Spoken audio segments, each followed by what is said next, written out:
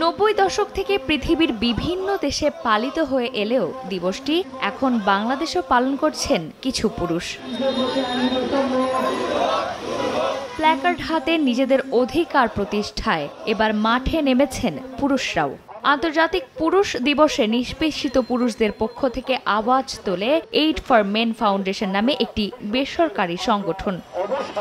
মঙ্গলবার সকালে ঢাকা বিশ্ববিদ্যালয়ের রাজু ভাস্কর্যের পাদদেশে পুরুষদের প্রতি বৈষম্যহীন আইনি ব্যবস্থা গড়ে তোলার আহ্বান জানায় সংগঠনটি। এ সময় 13 দফা দাবি জানিয়ে পুরুষ নির্যাতন রোধে আলাদা কমিশন গঠনের আহ্বান জানানো হয়। নারী নির্যাতন আইন সেটা যেহেতু সম্পূর্ণভাবে মহিলাদের, কিন্তু যৌতুক নিরোধ আইন কিন্তু মহিলাদের পক্ষে কাজ করছে। নারী পুরুষ বৈষম্য ভেদ করে সবাইকে সম অধিকার দিবে এবং পুরুষ বিদ্বেষী যে আইনগুলি আছে তা পরিবর্তন করতে হবে।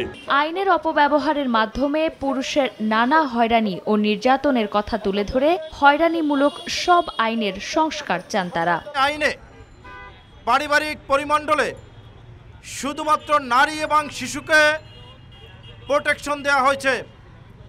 ওই আইনে যারা মামলা দায়ের করতে পারবেন বা সংক্ষুব্ধ ব্যক্তি বা এগ্রিভ পারসন হিসেবে সংজ্ঞায়িত করা হয়েছে, সেখানে শুধু নারী এবং শিশুকে রাখা হয়েছে, কোনো পুরুষকে রাখা হয়নি। নারীদের যে আইনগুলো আছে এগুলো যেন অপব্যবহার না হয়।